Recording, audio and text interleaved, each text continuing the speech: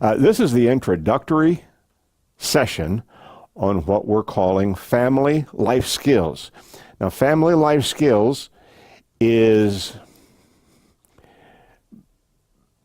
not a terribly descriptive name because what we're actually talking about is fundamental realities of life. I was going to call it essential life skills, then I thought that might be a little bit too audacious and looked like it was doing too much. But basically, we're trying to find a way to give people the tools to have the most stress-free and joyful possibilities of life. And so when we actually do the classes, and we've been doing this since about 1985, they all take just a little different course in the sense that we sort of apply it on the basis of who we're talking with at that point. But the point of the class is being real human beings is a very complicated task. All right? And when you put two people into that relationship, it gets even more complicated. And when you add a whole bunch more into the family and you surround them in a group, it can become nearly impossible. But if we have the right perspective, we can actually navigate our way through and have a very productive life. We have a universal need to be connected. Simple as that. You can go back to Genesis and say, God looked at Adam and said, it's not good that this guy is all by himself. So he began by putting people into relationship. And so what is our primary goal? If we're going to talk about family life skills, there are some basic principles. I'm going to flip this over here, if I can get my fingers to work. 4 things keep us from having a joyful experience. There are 4 things that poison human relationships. Fear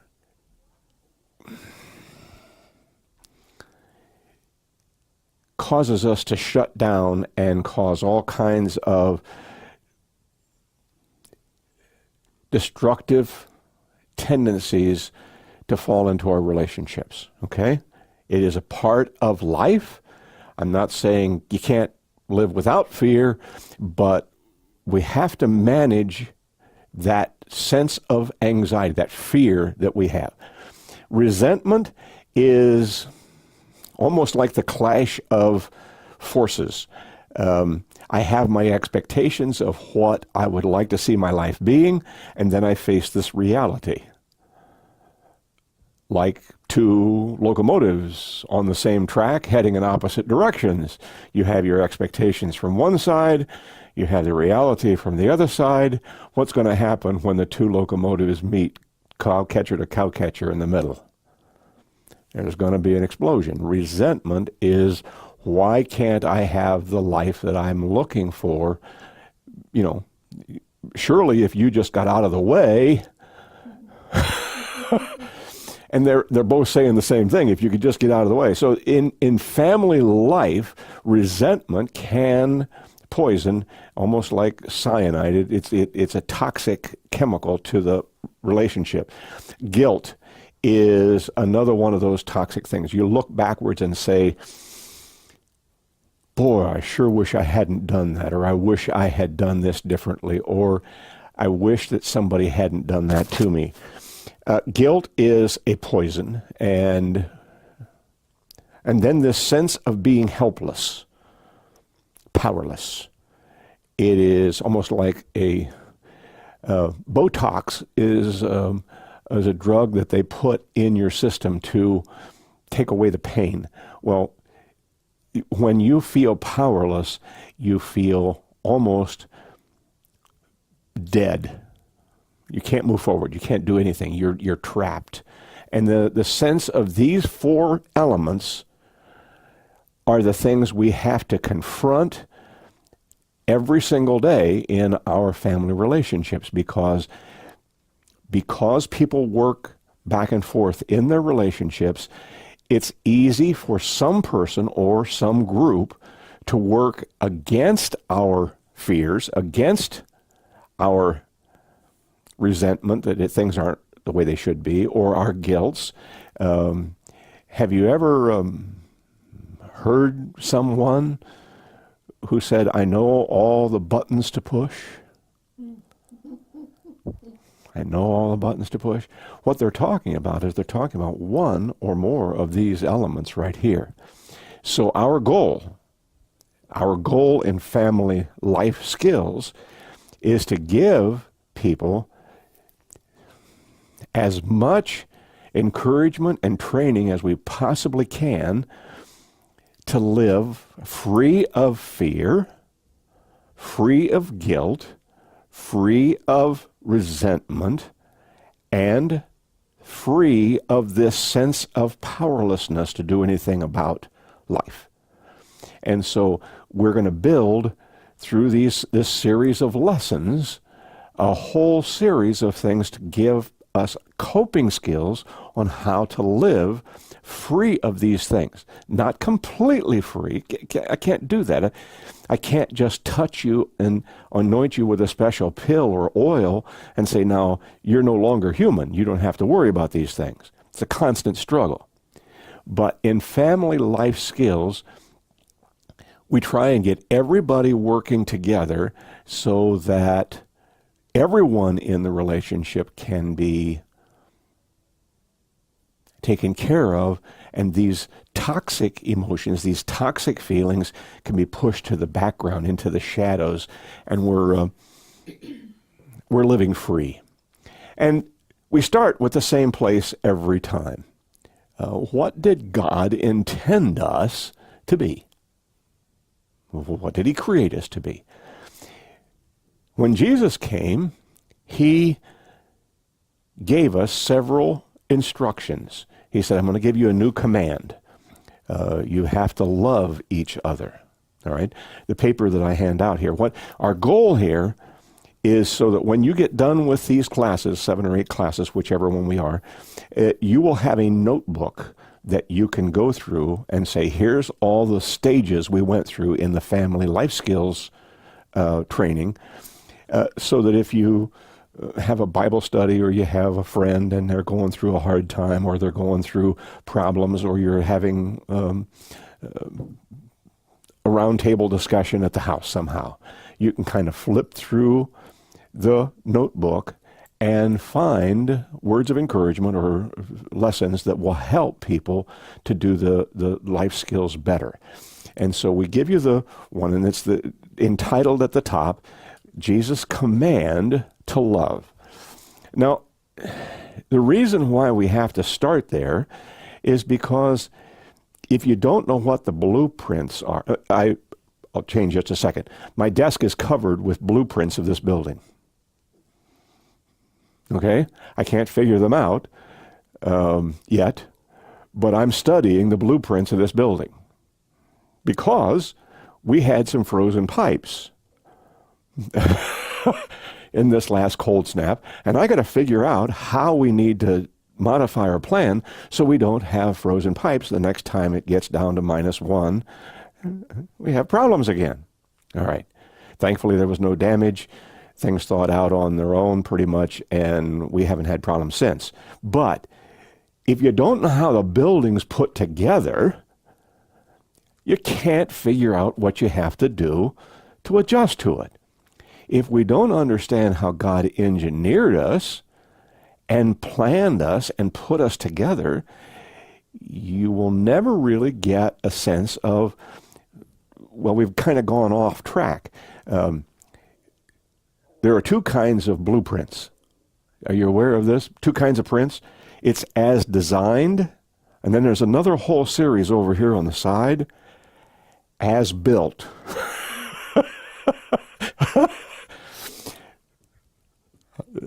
always doesn't quite come up to the way it was originally designed. All right. We had to change this. We had to work around that. We had to adjust for this. We took down that cabinet, put a wall up here, all these different changes. And I can see the notes on the blueprints. As designed, as built. So in Family Life Skills, we have this great design. And then we say, well, we haven't quite gotten there yet. All right, so in your paper, you'll see Jesus' command to love. And the core of his message comes out of the 13th and the 15th chapters of the Gospel of John. And this is a part of Jesus' last night with his disciples. He's actually giving them the core, the text out of which everything he has done up to this point has come from. All right? And he starts in the 13th chapter saying, I'm going to give you the command to love. And if you read that, it's quoted in there in the text. And it's a threefold instruction to love. As I have loved you, so you are supposed to love each other. All right? And then in the 15th chapter, he does the whole thing again and gives the same kind of instruction a second time, 3 times over. So when I was reading that and studying that, it was almost like he starts his conversation with this instruction, he closes his instruction with this one, and they become like the support pillars that hold everything of his life and his ministry, his purpose and calling. All is framed by these 2 big pillars. And it's confirmed by the fact that he did nothing in his life and ministry for the 3 years he was here, in active ministry, that contradicted those commands. So everything was done conforming to his original command, and even at his trial, we don't see him going off on a rant. We don't see him, standing up and accusing all of his, people prosecuting him. Well, you're doing the wrong thing. You're violating God's law. He doesn't go do that. He actually follows the command that he gave his disciples all the way through to the end. And finally on the cross, he's saying there, Father, forgive those who are doing this. They don't know what they're actually getting involved in. And so a lot of times when we say, okay, now what's God's plan? What's his blueprint? It is primarily, and the challenge always stands, as I have loved you, so you are to love each other. Coincidentally, I'm not sure it's accidentally, but it's at least coincidentally, when we are in relationships where there is Christ-like love, what's the level of fear?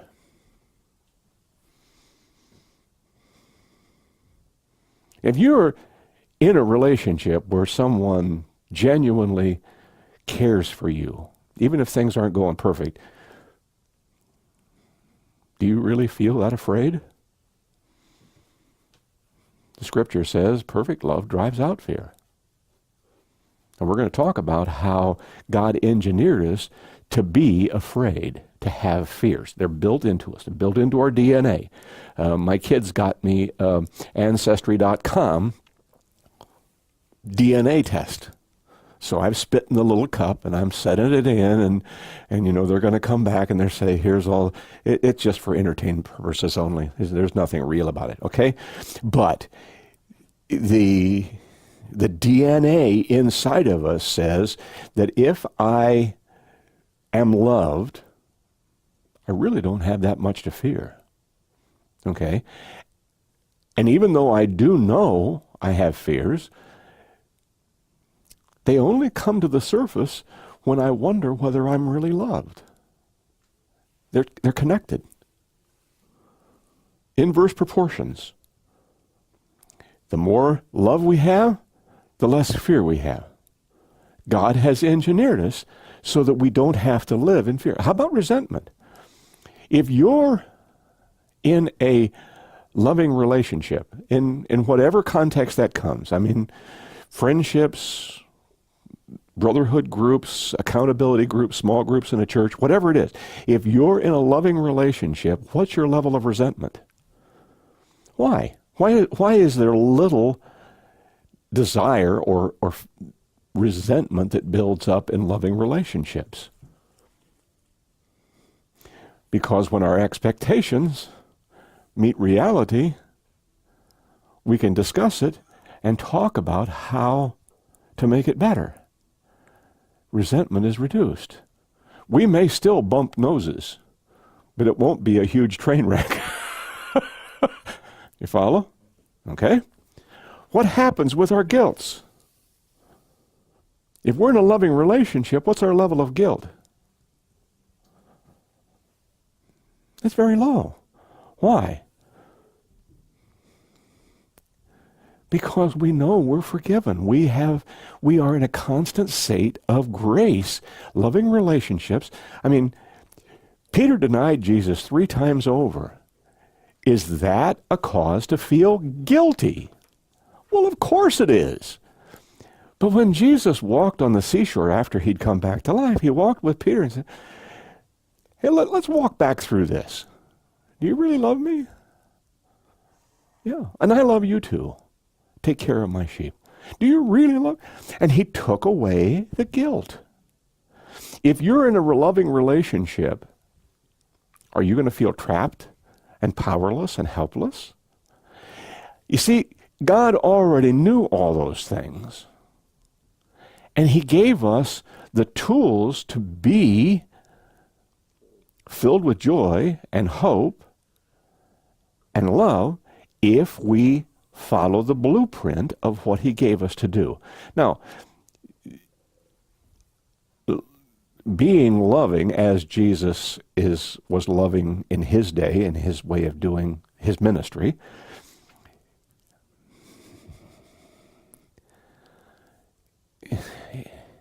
in reality, it almost puts us in an impossible situation. How do you love like Jesus loved? He didn't use a bunch of flowery language. I mean, 1 Corinthians 13 is a wonderful thing. They call it the love chapter, and it goes through love is patient and kind. And, he goes through the whole thing. And Jesus didn't use a whole lot of words. He said, just like I've done. I am the definition. Just do it like me. Just do it like me. Okay, so we need to be constantly judging our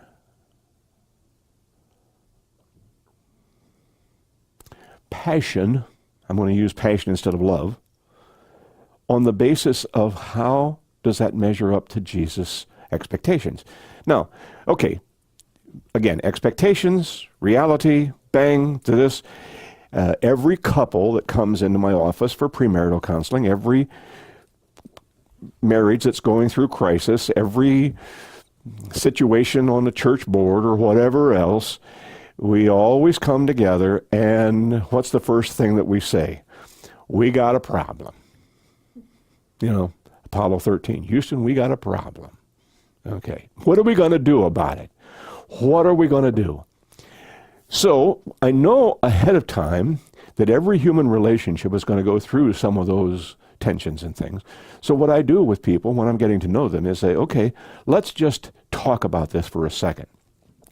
You already know how much frustration you're going to put up with, and you already have in your mind when you're ready to say, okay, I've had enough, I quit.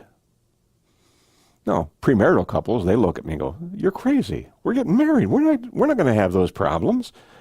I once had a lady who was getting married who said, Pastor Bob, I think you're just being negative. I don't think that you're taking into consideration, I'm marrying my best friend. This is not going to be problems. There's not going to be issues there. I've got the best relationship in the whole world. My We could talk about what a wonderful family we have and a relationship between mom and dad and all the other kinds of things. Yeah, okay. But I said, let's be honest. You already know in your mind what's going to happen if he takes the credit card and runs up a great big massive indebtedness that you can't pay. If she starts taking pills and becomes addicted and can't seem to break the habits that she's accumulated. If he begins to drink and becomes obnoxious and vicious, you already know. Be honest with me. Tell me what the limits are. Tell me what the limits are. Because most people have already built the trap door. All right? And what that means is, I know when I'm going to pull the lever and get out of this thing. Jesus built, in his teaching to us, no trap door. He gave us no trap door. Now, what's the trap door in a human relationship? Okay, our most powerful human relationships are marriage, mother, father, and children. Those are all powerful relationships. Let me give you an example, just one way of telling how this is so impactful. Our family relationships are the building blocks of all the rest of our relationships of our life. Okay, everything that comes into our life is constructed from the building blocks that we use to build the family relationship. All right, I'm going to unpack that for you. Back in the 1980s, I had a man named Wayne Pribble on my board. And he was a wonderful businessman and a plastics engineer. He did molding of plastics. In fact, if you go and read his textbook on plastic molding, it's about that thick. He wrote the textbook on how to mold plastics. Okay. He used to tell me, when he interviewed hundreds and hundreds of people, that he went through the process, getting the skill level, doing all the things of, what's your background, what's your education, doing all these things, as you would do in a regular job interview. And then when everything was comfortable and they'd pretty well unpacked who they were and what they were done, he would actually lean back in his chair and say, "Oh, okay, tell me about your father. Let me get to know you a little better. Tell me about your dad." And he said within minutes, they would reveal the family life skills that they had developed through the years, and he would know whether or not they were going to be a productive, contributing member of his business by simply the first few sentences of the description of their relationship with their parent, father, mother, whatever it was. I mean, when you look and say, "Well, that was just a bitter old man that left us down," they're going to build that into everything else about their life. "Oh man, I just had to keep my head down because he just took out all of his angry rage." They're going to be building that into every area of their life. The Ten Commandments are very clear. Our relationship with our Father in heaven is the first several of the Ten Commandments. But then it goes directly over into honor your father and mother, that your days may be long on the earth. You're going to have a good life if you've built the family with skills that are respectful and loving. And then the next one, don't damage your personal marital relationships. And then all the way down through to don't even covet. All the way through. They're all designed with building on life skills that we develop and mature and hone and shape by being in a family. So when Wayne Pribble would sit there and say, tell me about your dad. I'm not sure he could do that today. The rules are a little bit different now. But he would say, there's someone who's going to respect the boss because he respects his dad. There's someone who obeys rather than rebels. There's someone who's going to find a creative way to cope, even if these things are very difficult, because sometimes dealing with a difficult parent really does build your life skills that you can use in a lot of different ways too. So when Jesus said, love as I have loved, he's basically going back to the Ten Commandments and saying, I have fulfilled every one of God's strictest commands. You should too. You should too. Love as I've loved.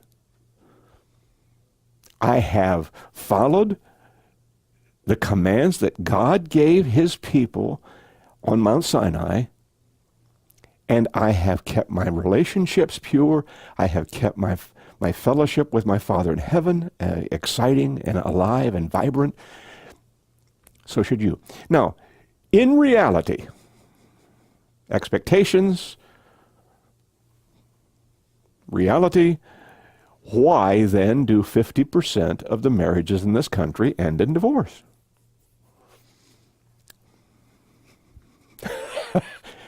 You see, we haven't quite figured it out yet. All right? That's the reason why there are failures in our personal relationships, either with our kids or with our grandkids or with our families, even in our professional lives, because it is very difficult to maintain loving relationships and keep them vibrant. Love as I've loved. Well, you don't work in the office I work in. Man, this is awful. You're not married to the guy I'm working with. This is a real pain. I'm not referring to anybody in this room. Okay, that's not the... But we all have reasons why we're not supposed to be living the life of love. And so it almost automatically, we have to start talking about divorce. What's going to happen when we look at divorce? Why does it happen? What's going on? How is it? If you look in the description I've given you there on Jesus' command to love,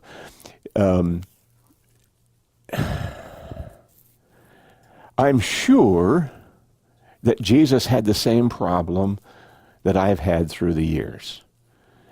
Two people come into the office, they sit down, and they say, we think our marriage is on the rocks. Okay?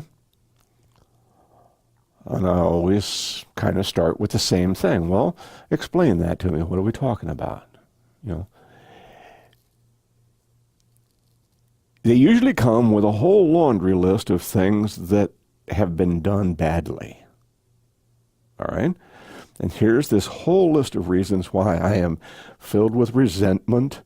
I am filled with guilt. I'm afraid of the future. We've got all these things all built up inside of us.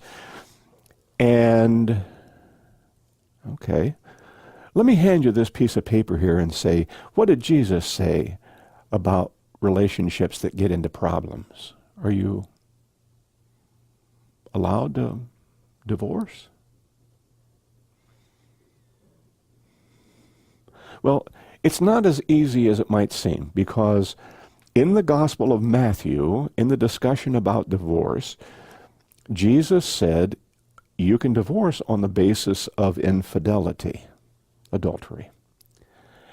But that's the only one of the three Gospels that refer to that give that exception. In Matthew and Mark, or in Luke and Mark, there is no exception. He doesn't use the same phrase as Matthew uses.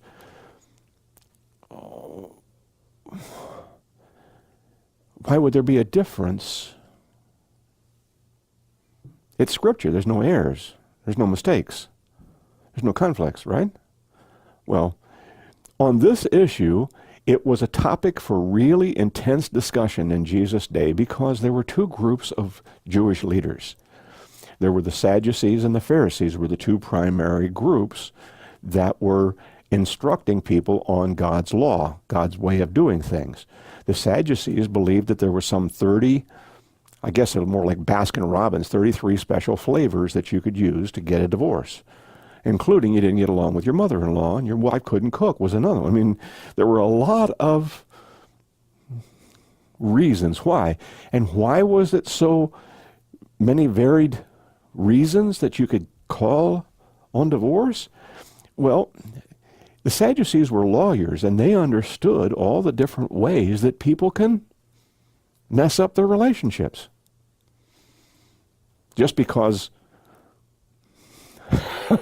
I got to say it a little crazy, people can be more creative than the laws can be creative. So if you say, I'll give you this reason, but no other ones, well, that's the way the Pharisees said it. You can get divorced if there's infidelity, okay? But if you only give it just a little bit of thought, you can make life so miserable that your partner will say, I'm going to go someplace else to have a loving relationship. Okay, now I didn't fail. I am free of guilt. I made life miserable. They went someplace else. Their problem, not mine. We got to be creative. We got to figure out how our minds work. And so the Sadducees were very good lawyers. They said if you don't give people an out when they really want out of a relationship, they'll just find other ways to make life miserable for each other. So they threw the doors open and they said, okay, there you go. Remember the lady I told you that thought I was being a little bit negative? How did I know that I was going to... She needed these lessons. How did we know? Because both she and her new husband had been married before.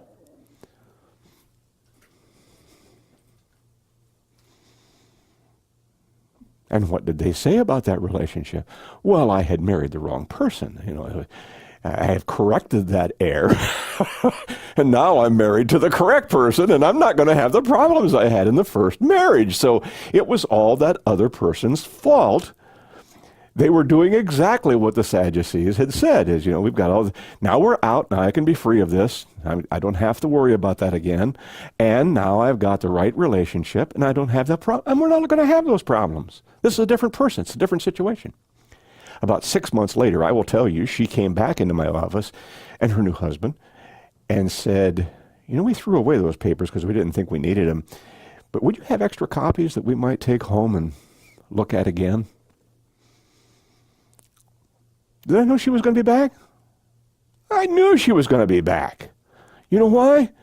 Because in human relationships, there is no one who gets off without being guilty of being unloving. It doesn't happen. I've been married 47 and a half years. I'm still trying to figure it out. Still trying to figure it out. And every once in a while, sometimes more frequently than once in a long while, I have to say, sweetheart, I'm sorry. I did not know what I was doing. I fouled up again. Okay, that's a part of figuring out how many creative ways we can find to foul this up. Jesus, when he was asked in Matthew, what are the grounds for divorce? I'm sure as I'm standing here, Matthew said that Jesus was a lot closer to the Pharisees' point of view with their one reason than he was the Pharisees. I believe everybody who would have been listening would have said, yeah, the Sadducees thought the Pharisees were crazy. Only one way? One rule? It's going to make life miserable. People are going to be at each other's throats all the time.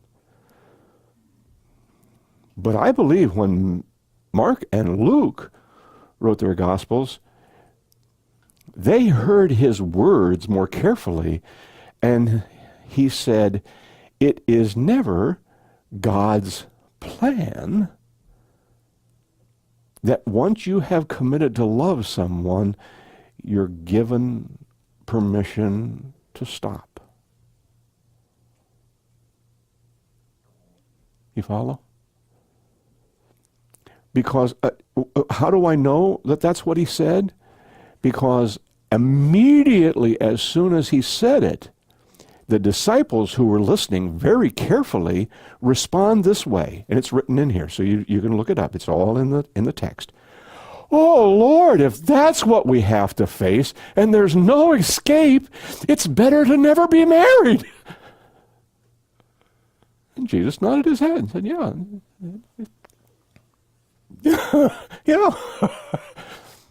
It's tough.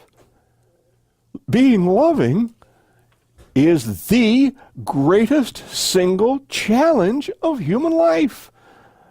And second to it is being a child of parents. And third behind that is being grandchildren in a family. And fourth behind that is being friends. And fifth and sixth is being co-workers and in-laws. And it's tough. It's tough. It's very, very difficult to maintain quality, strong, vibrant human relationships. And when we fail, then we start talking about, well, how are we going to divorce? Well, if I'm a parent and I'm talking about my child, I'm actually talking about them leaving home and going out on their own. That's the way parents divorce their kids. I mean, throw them out. I don't want to deal with you anymore. Go find a place. All right? But in every relationship, there is this sense of, I've had enough. I'm ready to terminate. All right? Divorce is only one definition of a broken relationship. And Jesus said, God did not engineer us, didn't draw the blueprints for us in a way that we can stop loving. And it's okay. He just doesn't say you can stop being loving, and it's okay. I'm going to give you one quick example, just a silly one. I had moved into town in a new ministry. And you know what happens when the change in pastors, the yard grew up. Nobody was there to mow the grass. And so almost as soon as I'd gotten there, I pulled my lawnmower out and I started walking around, cutting the yard, putting the grass back in control. And a man stopped, drove up to the front of the house and stopped, pulled out and walked over, shut the lawnmower off. Okay, good afternoon, good morning, whatever it was. I forget now what it was. He said, I thought I might just explain to you what you're into here. Because he said, I and my wife are going to go through the final stages of our divorce, but we're both attending the church, and both of our families attend the church, so you might need to be aware of how this is happening. Okay, thank you. He said, maybe I can explain to you, what took place, why this is going on. I said, I'm grateful that you are willing to share with me, but I already know what's going on. He said, what do you mean you know what's going on? I said, well, you put in a bunch of extra hours so that you could do some nice things, maybe make a car payment or get something together or buy something from the house. And instead of being welcomed for all the extra effort that you made, you were met with hostility and anger. And there was, and then she said some things that, said that you were sort of short of a full deck of cards in your little human relationship quotient, and you claimed that she was a witch or worse, and then one thing escalated to the next, and his mouth is hanging down to here, and he said, "Have you been looking in our kitchen window?" I said, "No, I haven't been looking in your window. I know how human beings are. I know." We're going to get into one of the issues of why do men think differently than women? How is the difference between the genders cause tremendous conflict? This expectation on this side, reality on this side. Why is it that the train wreck happens so often? Just because the differences that are built into the two genders. God designed us differently. Okay, we're going to get to that. But for today, he was standing there in front of me. Well, what do I do? I said, well, I'll tell you what. Let me ask you a couple of questions to start off with. Did your father or mother insist that you marry this person? No. Was anyone holding a gun to your head when you walked down the aisle and pledged to spend the rest of your life loving her? No. So it wasn't duress. It wasn't somebody's pressure that put on you to say those things. No. Is there any other things like a major illness or something else that has impacted on you, that's changed your whole relationship, that suddenly gives you the freedom not to fulfill your commitment that you made? No. Major financial setback that suddenly you do not have the resources to love and care for another person? No. Then I said, it's my judgment that when you walk into that courtroom, I would be faithful to the pledges that you made to take care of her as you promised to do. But we're not married anymore. Well, okay, that's true. Does that mean you're off the hook? That you don't have to do it? She wasn't nice to me. Yeah, but does that make it so that it was different than what you pledged to do? Is there anything here that I've missed that somehow you're not supposed to do what you're supposed to do? No. Then I suggest you do it.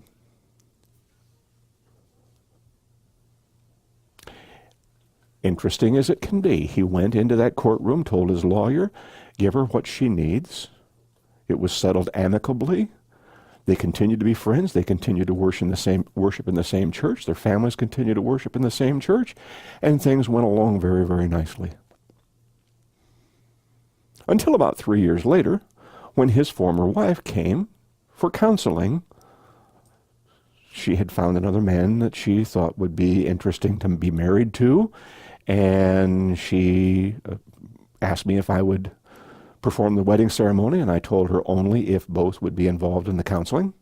All right, getting ready. I will participate in anybody's wedding if they have shown me the commitment to do it better this time, always. Are you ready to learn and study and grow and become more skillful at doing life? Well, her future husband decided he did not want to take the classes, but that was okay. We went through. At the close of our session, she said, something's always puzzled me. Here all these years later, my former husband continues to take care of me even when my situation changes and we go back and renegotiate and do what, and he's been very easy to work with. And I've never been able to figure out why that is. I said, I can tell you exactly why it is. He made an oath, a covenant, a promise to take care of you, and he's never stopped doing that, even though he doesn't live in the same house with you. He's living up to his covenant. she broke down and wept because he had kept his covenant and she had yet to fulfill hers. Now, what I'm saying is, I'm not trying to put a guilt trip on her or make unnecessary demands on him. I'm saying, when does God give us permission not to love? There are always situations, especially in relationships where there's abuse or damage or things are done that are really dangerous, where we have to say, okay, we've got to put a stop to that. We've got to make enough distance that people are protected. You always have to keep aware that sometimes things pass from being just bothersome and difficult to being dangerous. All right, there's always a difference there, and we have to measure that very carefully. But ultimately, even when we're separated during that time of real stress or struggle, we have to keep in mind that God never gave us, he wasn't talking about your political enemies when he said love your enemies. He wasn't talking about Democrats and Republicans, all right? He was talking about husbands and wives, fathers and children, brothers and sisters. Love people with whom you have had a breakdown in your relationship. He didn't say what the relationships were, but he did make it pretty clear that when we have crumbled and our relationship has taken a nosedive, don't get carried away and keep the destruction going. Stop. Stop. Pray for those who despitefully use you. Pray for those who persecute you. Pray for those who say things bad against you. Doesn't that sound like what happens in families?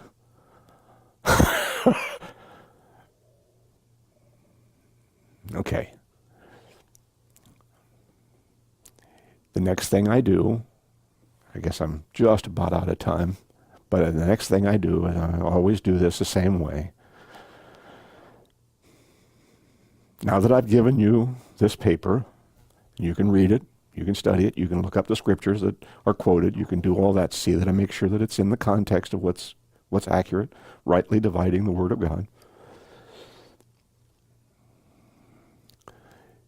Tell me about what you like best about that other person. Why did you want to get involved with them in the first place? Why was that a special thing that you decided, yes, this is a person that I can say I love you, and I want to love you for the rest of my life? Why is that? And they will start by going back and saying, well, I don't know, it's hard to remember. No, it's not hard to remember. It's hard to admit to. But there were happy days somewhere along in there, and you need to remember just for a second what that was like. Why did you see that person as someone that you wanted to spend more time with? How you wanted?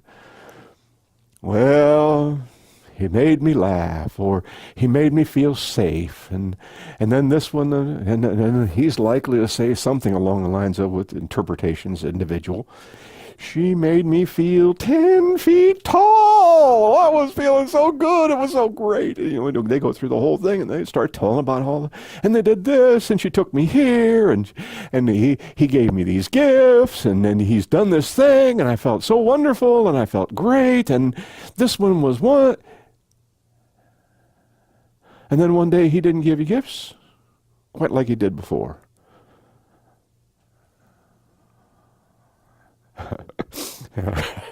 I'm sorry. I have so many stories I get carried away, and we never would get to the point. But this same guy, Wayne Pribble, came to me one time, sat in my office in tears. And he said, my wife has told me she doesn't want to be married to me anymore. 49 and a half years of marriage. I said, yeah, I understand. She doesn't want me in the same bedroom. She will tolerate me in another part of the house, but she just doesn't want me around. Okay, I follow. What am I going to do? I said, well, you ought to get back to work. And he went, what do you mean, back to work? I said, well, you've gotten lazy. You're going to say that kind of stuff to your friends. I mean, I'm sorry, he was a very good friend. You've gotten lazy. Somewhere in the process of 49.5 years of living, you thought you didn't have to tell her how much you loved her or show her how much you cared. And her fear that you no longer have the same feelings about her has caused her to draw back out of fear and become self-protective and say, and I don't want you close enough to me that you can hurt me anymore. You follow?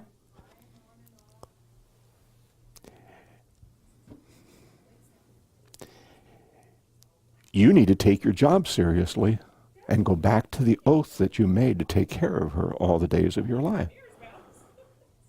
And he thought I was being rude or unkind to him in his sorrow and grief, weeping as he was. But you know, he listened. And he got very creative.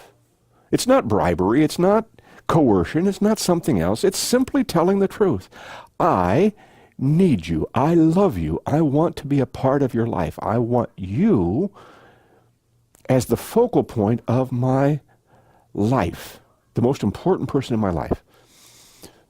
When they came in finally to have their 50th wedding anniversary, they were holding on to each other and almost like they were 18 years old again. Did she really want him out? No. She wanted to know that she was loved.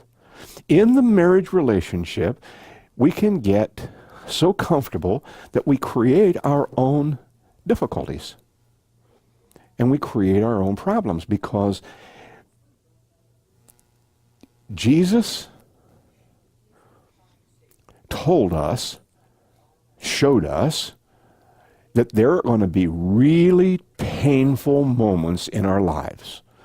He said, fathers and sons, husbands and wives are going to end up at each other. They're going to throw you in prison and think they're doing the right thing. There's going to be all kinds of pressures in your relationships. What did he say to do? Hire a good lawyer and go after him just as mad? No, he didn't say that. He knew that when life happens, we point every once in a while to one of these things that becomes almost totally destructive. But we're never supposed to be free of the command that God gave us to take care of each other. Never free. If you actually turn to the back page, flip over to the back page. I'll do that with mine too. Let me read the words. In capital letters all the way across the page and boldface, it says these words. There is no circumstance that any person may find that would alter Jesus' instructions to love as he loved. End of discussion. End of discussion. There is no trap door. Now, we have to be creative. I mean, you cannot love someone in the same way who has gone after you with a pitchfork. You have to love with your body armor on. All right? There's no way that you can take someone who's in a drug-induced, intoxicated state and love them in the same way that you would someone who is sober and calm.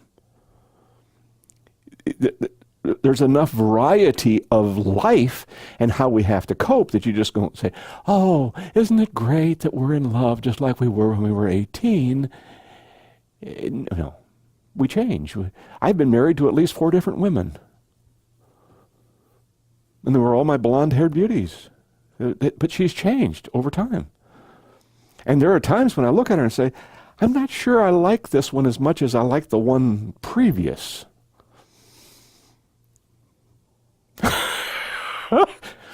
She's gotten very pushy as she gets older. She's spent 20 years as an administrative assistant, and then she retired. And then I realized she's treating me the same way she used to treat her boss and holding his feet to the fire to get the job done and make sure that things are put together in the correct way. And I don't like being dictated to by my administrative assistant. Maybe he didn't either. But you know what? I realize I need it. And I'm glad she's willing to do it. And even though I throw up my hands in once in a while and say, okay, I'm sitting here typing in the computer, you drive it. You take the driver's seat. I'm going to get back here and watch you operate. Okay? We have to find the correct way to demonstrate Christ-like love to each other. And that is the challenge. If we don't, these things creep into our lives and make it so that we do not have joy. Jesus said, I've come that you can have life and life abundant. And what he didn't mean was life filled with fear, life filled with resentment, life filled with this sense of being trapped and guilty. That's life in shackles, not free. And we have the hope of an abundant life if we have a life that is filled with love. Okay? That'll take care of it for our first introductory lesson, and we'll keep building on this. We've got 2 or 3 more that are really key to the issue, but should be a lot of fun. Do you have any questions about it? Larry's turned the camera off, so it's done now. They say that, that scripture you were mentioning in Matthew about the only out was infidelity. He didn't say that you had to, though. No. That was I thought that's a good point, too.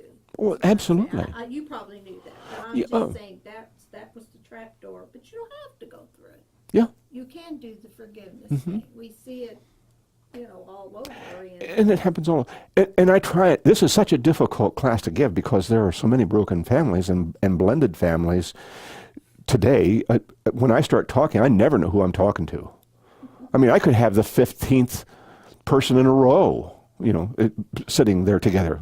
I never know. Yeah. So how do I do this in a way that says God has a plan? We don't always live up to that, or it's always a little difficult to get. But my job is not to bring guilt to somebody. My job is never to say, oh, shame on you. You didn't do it right. No, it's not that. It's always with the sense. I mean, I had a pastor down the street sent a couple to me for counseling before they got married. And when he did that, he told them, I can't marry you. Our church believes that anybody who gets married after divorce is committing an eternal sin. So I can't do that because our church forbids it. But you go down there and Bob will marry you and he'll take you through the premarital counseling and everything and it'll be really great. Then you can come back and worship here. Okay? Literally, that's what he said. So they came down, we went through the process. Both of them had been divorced. Both of them had said, in the beginning stages of the whole thing, we want to do it better this time. We want to learn how to do this thing right. Life is too important to spend it wasting our time doing it bad. Okay, so they sat around. They were one of the most productive couples. They really took it seriously. And when it came time for the wedding, there was their pastor sitting on the front row with the family just going, oh, thank you for putting these people through the retraining. Went back to his church, and they were very wonderful, productive members.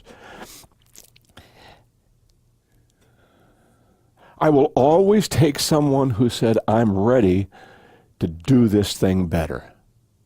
I don't care. They may not be fully qualified. I don't know. Who really is fully qualified to be married? I mean, if I was a judge of that, there had been several I would have challenged. But I'm willing to work with anybody that's willing to put some effort into saying, I want to learn how this thing about life really works. And okay, I am glad, I celebrate, I am overjoyed that all the experiences of your past have brought you to the point where you're sitting with me talking about how God wants us to do this better. I got no problem. I think it's great fun to look back and say, oh man, it was like going over Niagara Falls to go through what we had to do. You know, that was an awful event. No, I'm sorry that you had to do that. My heart breaks for some of these people that are really struggling. And sometimes they listen and sometimes they don't. I had a couple when I was down in Florida and in Miami, and they came to me for the premarital counseling. And I knew he was as phony as a $3 bill. He was just doing this to get his wife to go down the aisle with him. And about 30 days later, she called me and she said, he's completely different than when we were dating. I said, yeah. Are you aware that when a person comes so recently from Cuba and the society of the Cuban structure, that he put on a wonderful show as he dated you, because that's what that culture expects. Flamboyant, loving, exuberant, outgoing. It was exciting. It was a thrill of a minute for a gal from Iowa. She had no idea there was that kind of stuff that, there was music and dancing and joy. But once the marriage is taking place, you got nothing but dirty dishes and dirty diapers. And he's not helping you. That's not a part of his culture or expectation. I'm sorry, I tried to tell you that while we were talking together.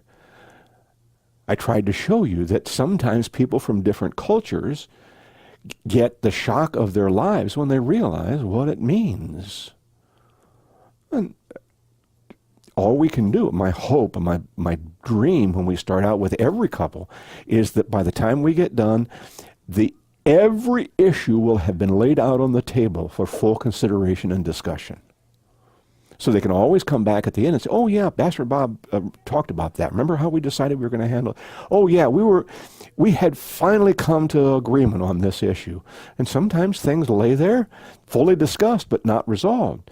I had a lady who had been married to an alcoholic, a very bad alcoholic. And she was sitting in the sessions with her new husband-to-be, who had also had alcohol problems, okay? And I came to that place where I said, okay, what's the limit upon which you will draw the line? You will have nothing. You're going to go out. If it gets to, she looked at me and she said, if Larry would start drinking again. Not, no, just because bad, first names didn't mean. If Larry would start drinking again, that would be more than I could handle. And in a few months after they got married, he did. Very difficult. But I have to tell you, that lady was a champion lover. She loved him through his treatment. She loved him through his regression back after his treatment. She loved him even when they divorced and did not do a single unloving, uncaring thing in taking care of him, even when he got so bad that the authorities in Michigan came and confiscated his car and took away his driving privileges and everything else. It was really bad. Okay? So you can be loving even when the thing doesn't work out. She actually came all the way to Florida to introduce me to the man she's married to now. But she's still doing the same thing. She's being the loving person that she promised to be. So I look at it and go, okay, how do we do it? We just have to keep focused on doing it better. Just have to do it better. Does that make sense? Are we okay with it? I mean, this is a lot to put together in just one session, an introduction and that kind of stuff. Okay? Let's have a word of prayer if we can. Lord Jesus, we come to you in humility.